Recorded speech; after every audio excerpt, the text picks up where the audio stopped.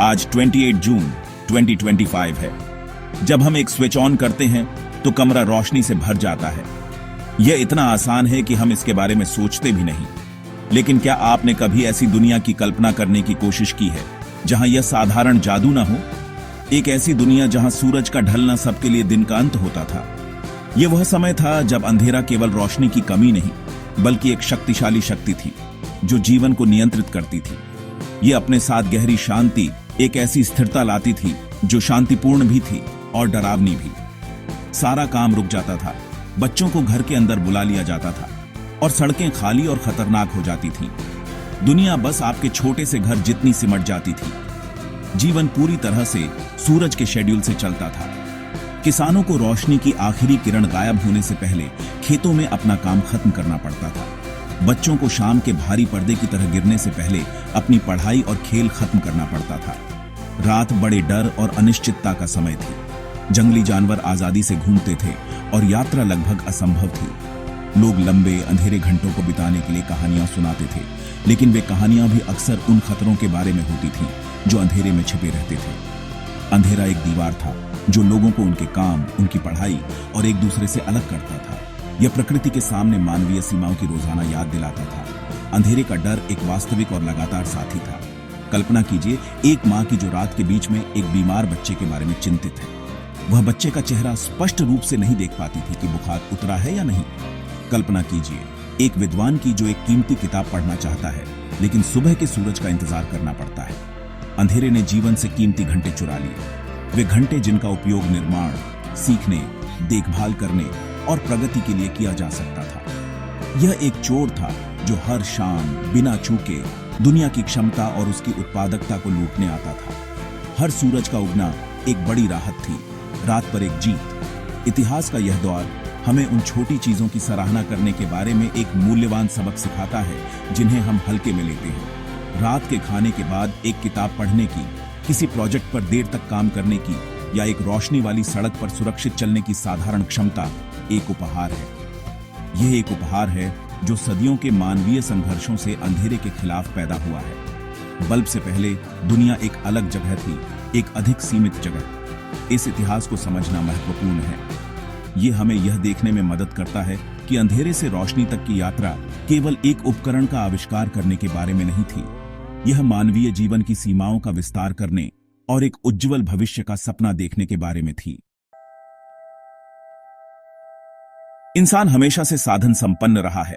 हमने अंधेरे के सामने आत्मसमर्पण नहीं किया। हमारे सबसे शुरुआती पूर्वजों ने एक जादुई चीज खोजी, आग। पहली नियंत्रित आग शायद बिजली गिरने से मिली एक चिंगारी थी, एक चमकता हुआ अंगारा जिसे सावधानी से पाला गया। यह खोज एक क्रांति थी। आग ने गर्मी दी, इसने खाना पकाया और सबसे महत्वपूर्ण बात, इसने भयानक अंधेरे को पीछे धकेल दिया। एक कैंप फायर एक समुदाय का दिल बन गया, रोशनी और सुरक्षा का एक घेरा जहां लोग इकट्ठा हो सकते थे, कहानियां साझा कर सकते थे और रात में छिपे खतरों से सुरक्षित महसूस कर सकते थे। यह विशाल अंधेरे जंगल के खिलाफ मानव सभ्यता का पहला प्रकाश स्तंभ था। साधारण कैंपफायर से हमने रोशनी को अपने साथ ले जाना सीखा। पहली पोर्टेबल लाइट एक मशाल थी, एक छड़ी शायद कपड़े में लपेटी हुई और जानवरों की चर्बी या राल में डुबोई हुई। एक मशाल पकड़े हुए व्यक्ति अंधेरे में चल सकता था, उसका रोशनी का छोटा घेरा उसके साथ चलता था। यह एक बड़ी छलांग थी। इसका मतलब था कि लोग अब एक ही जगह तक सीमित नहीं थे। बाद में तेल के लैंप और मोमबत्तियों जैसे अधिक परिष्कृत समाधान सामने आए। ये छोटी प्रबंधनीय लपटें थीं जिनका उपयोग घरों के अंदर किया जा सकता था। तेल में तैरती हुई बत्ती वाली एक साधारण मिट्टी की डिश या मोम से बनी एक मोमबत्ती एक छोटे कमरे को रोशन कर सकती थी, जिससे काम और जीवन कुछ और घंटों तक जारी रह सके। हालांकि रोशनी के इन शुरुआती रूपों की कई सीमाएं थीं। मशालें धुएं वाली और खतरनाक थीं। आग लगने का खतरा जो आसानी से बेकाबू हो सकता था। वे बहुत लंबे समय तक नहीं चलती थीं और उन्हें संभालना मुश्किल था। तेल के लैंप बेहतर थे, लेकिन तेल अक्सर महंगा होता था और उनसे निकलने वाली रोशनी मंद, टिमटिमाती और अस्थिर होती थी। ऐसी रोशनी में पढ़ना या बारीक काम करना आंखों पर जोर डालता था। मोमबत्तियां कई लोगों के लिए एक लग्जरी थीं और वे भी जल्दी जल जाती थीं। पीछे धुआं और मोम छोड़ जाती थीं। ये लपटें भी असुरक्षित थीं। हवा का एक साधारण झोंका एक कमरे को तुरंत पूरी तरह से अंधेरे में डुबो सकता था। अपनी खामियों के बावजूद हजारों सालों तक हमारे पास यही तरीके थे। उन्होंने रात को जीतने के लिए मानवता के लगातार प्रयास का प्रतिनिधित्व किया। हर आविष्कार, मशाल से लेकर टालो कैंडल तक, एक छोटी जीत थी।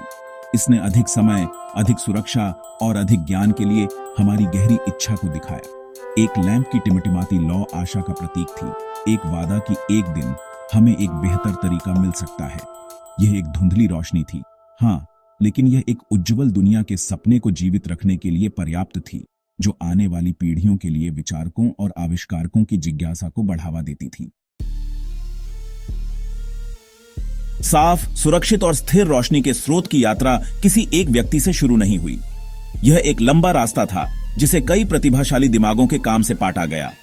इलेक्ट्रिक लाइट बल्ब की कहानी थॉमस एडिसन से बहुत पहले शुरू होती है। 1802 में हम्फ्री डेवी नाम के एक बहुत ही चतुर अंग्रेज रसायनज्ञ ने एक शानदार खोज की। वह बिजली के साथ प्रयोग कर रहे थे, जो उस समय एक नई और रहस्यमय शक्ति थी। उन्होंने एक बहुत शक्तिशाली बैटरी ली और उसे 2 चारकोल रॉड से जोड़ा। जब उन्होंने रॉड के सिरों को एक पास लाया तो उनके बीच रोशनी का एक शानदार छाप चमक उठा। यह इलेक्ट्रिक आर्क लैंप था, पहली इलेक्ट्रिक लाइट। डेवी का आर्क लैंप एक चमत्कार था, लेकिन यह घर को रोशन करने के लिए व्यावहारिक नहीं था। इससे निकलने वाली रोशनी इतनी तेज थी कि यह एक लिविंग रूम के बजाय एक लाइट हाउस या सार्वजनिक चौक के लिए अधिक उपयुक्त थी। यह अपनी चारकोल रॉड को बहुत तेजी से जला देता था और इसे चलाने के लिए एक विशाल बैटरी की आवश्यकता होती थी। यह एक दिलचस्प वैज्ञानिक प्रदर्शन था, लेकिन आम आदमी के लिए कोई समाधान नहीं। फिर भी डेवी का काम अविश्वसनीय रूप से महत्वपूर्ण था। उन्होंने दुनिया को दिखाया था कि बिजली का उपयोग प्रकाश उत्पन्न करने के लिए किया जा सकता है। उन्होंने एक बीज बोया था, एक ऐसा विचार जो आने वाले दशकों तक आविष्कारकों की कल्पना को मोहित करेगा। डेवी के बाद कई अन्य लोगों ने बिजली को नियंत्रित करके एक छोटी, अधिक प्रबंधनीय रोशनी बनाने की कोशिश की। उन्होंने एक अलग विचार पर ध्यान केंद्रित किया, गर्मागर्म। यह एक साधारण सिद्धांत है कि जब आप किसी चीज को पर्याप्त गर्म करते हैं तो वह चमकने लगती है। वैज्ञानिकों ने एक पतले तार या फिलामेंट से बिजली का प्रवाह करके उसे चमकाने की कोशिश करना शुरू कर दिया। 1840 के दशक में वॉरेन डे लारू नाम के एक ब्रिटिश वैज्ञानिक ने एक कांच की ट्यूब के अंदर एक कुंडलित प्लैटिनम फिलामेंट का उपयोग करने की कोशिश की। उन्होंने ट्यूब से हवा निकालने की भी कोशिश की ताकि एक वैक्यूम बन सके, यह जानते हुए कि फिलामेंट बिना ऑक्सीजन के लंबे समय तक चलेगा। उनका लैंप काम करता था, लेकिन प्लैटिनम व्यावसायिक उपयोग के लिए बहुत महंगा था। एक और महत्वपूर्ण व्यक्ति जोसेफ स्वान नाम के एक अंग्रेज भौतिक विज्ञानी और रसायनज्ञ थे। उन्होंने 1850 के दशक में इस समस्या पर काम करना शुरू किया। दूसरों की तरह वह भी जानते थे कि रहस्य एक अच्छा, लंबे समय तक चलने वाला फिलामेंट खोजना और उसे वैक्यूम में रखना था। उन्होंने कार्बोनाइज्ड पेपर फिलामेंट के साथ प्रयोग किया। 1878 तक उन्होंने एक कार्यात्मक, लंबे समय तक चलने वाला गर्मागर्म लाइट बल्ब विकसित कर लिया था और इसे सार्वजनिक रूप से प्रदर्शित भी किया था। उन्होंने ब्रिटेन में अपने उपकरण के लिए एक पेटेंट भी प्राप्त किया। स्वान का काम एक महत्वपूर्ण सफलता थी और वह एक व्यावसायिक रूप से व्यवहार्य उत्पाद बनाने की कगार पर थे। दुनिया एक व्यावहारिक इलेक्ट्रिक लाइट के बहुत करीब आ रही थी।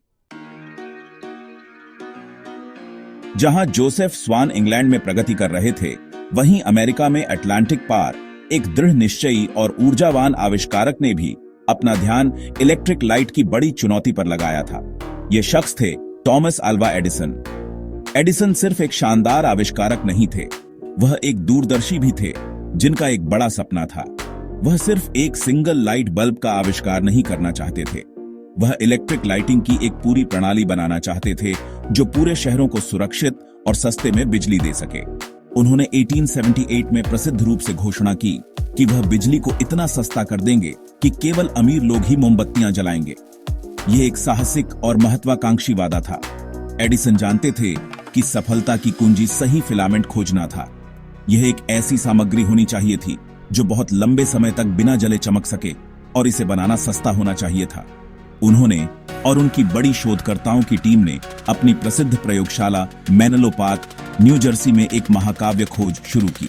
वे समझ गए थे कि यह सिर्फ एक वैज्ञानिक समस्या नहीं थी, बल्कि एक इंजीनियरिंग और आर्थिक समस्या भी थी। समाधान व्यावहारिक होना चाहिए था।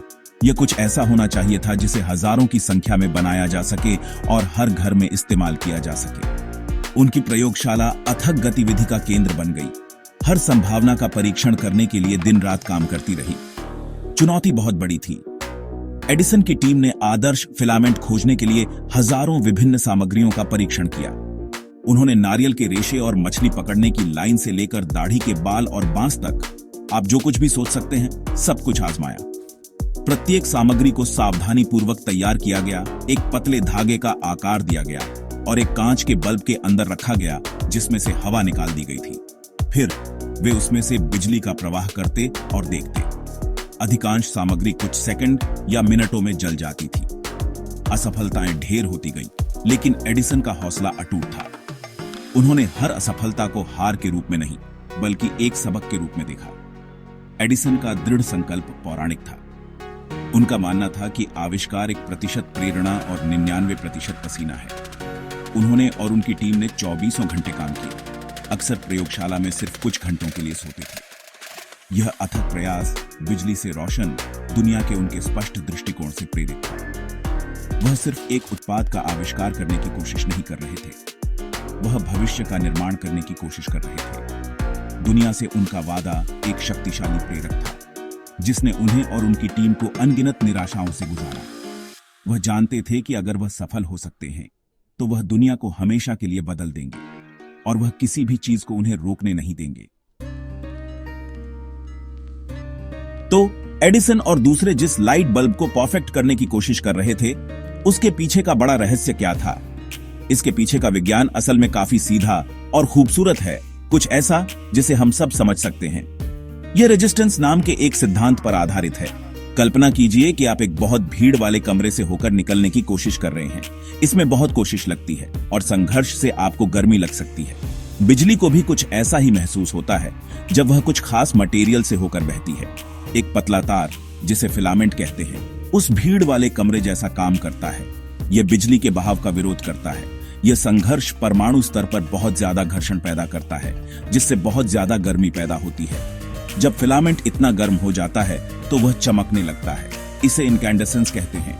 यह वही चीज है जो आप देखते हैं जब एक लोहार लोहे के एक टुकड़े को तब तक गर्म करता है जब तक वह लाल या सफेद गर्म न हो जाए। चुनौती यह थी कि फिलामेंट के लिए ऐसा मटेरियल ढूंढा जाए जो पिघले या टूटे बिना बहुत ज्यादा गर्म हो सके। इसीलिए एडिसन और उनकी टीम ने इतनी सारी अलग अलग चीजों का परीक्षण किया।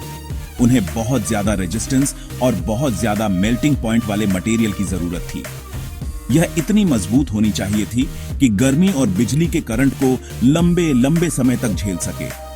फिलामेंट आविष्कार का दिल था, वह छोटा सा धागा जो रोशनी को पकड़ेगा। लेकिन एक और बड़ी समस्या थी। अगर आप खुले हवा में फिलामेंट को गर्म करते हैं तो वह लगभग तुरंत जल जाएगा।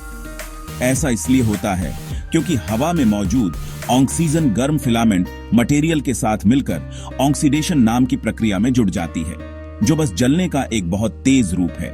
इसे हल करने के लिए आविष्कारकों ने महसूस किया कि उन्हें फिलामेंट को हवा से बचाना होगा।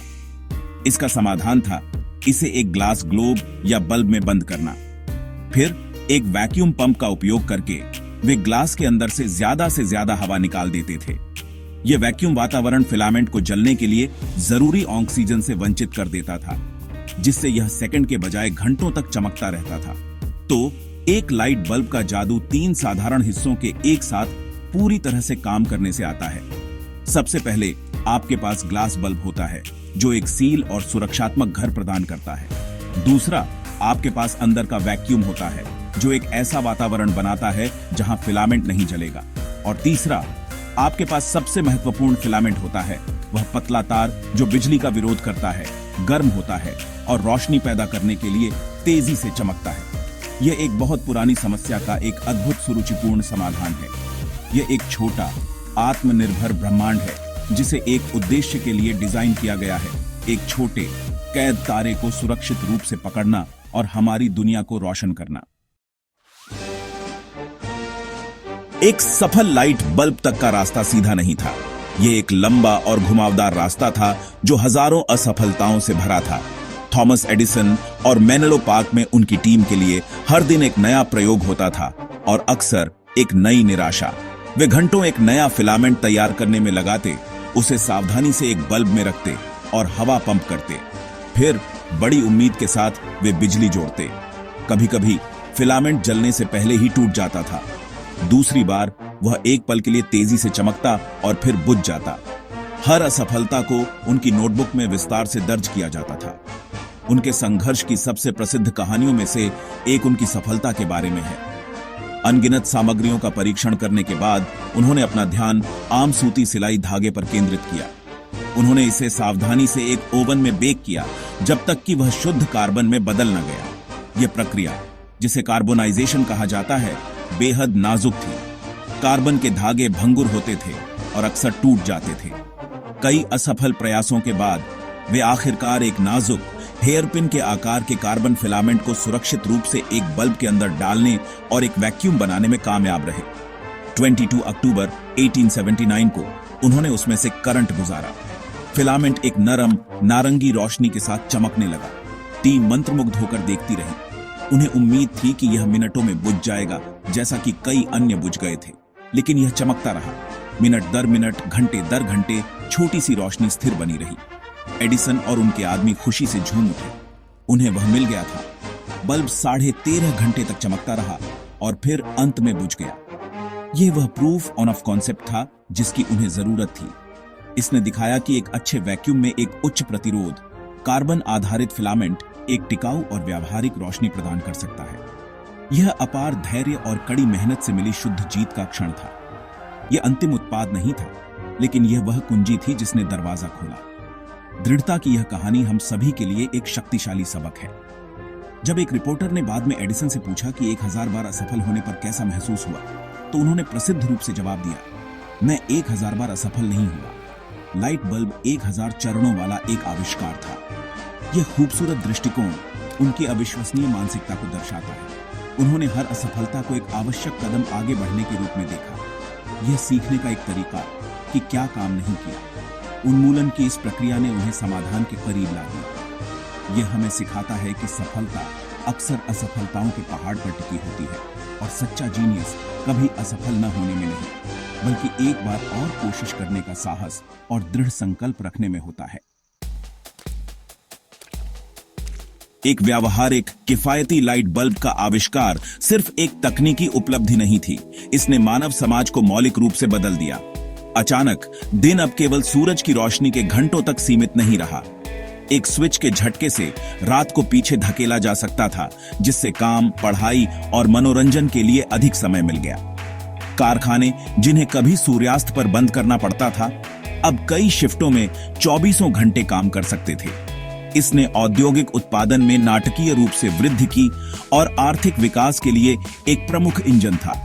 काम की दुनिया बदल गई और जीवन की गति पहले कभी न देखी गई गति से बढ़ने लगी। शिक्षा में भी क्रांति आ गई। बच्चे और वयस्क, जिन्हें दिन में काम करना पड़ता था, अब शाम को पढ़ाई करने और अपने जीवन को बेहतर बनाने के लिए समय मिलता था। एक मोमबत्ती या तेल के लैंप की मंद, टिमटिमाती रोशनी पढ़ना मुश्किल बनाती थी और आंखों पर जोर डालती थी। एक बल्ब की तेज, स्थिर रोशनी ने लोगों के लिए घंटों आराम से पढ़ना संभव बना दिया। पुस्तकालय देर तक खुले रह सकते थे और शाम की पढ़ाई की एक नई संस्कृति उभरी।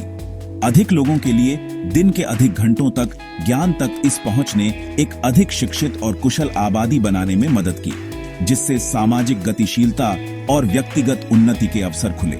घर में भी रोजमर्रा की जिंदगी में बहुत बदलाव आया। घर अब ऐसी जगह नहीं थी जो रात के खाने के बाद अंधेरी और शांत हो जाती थी।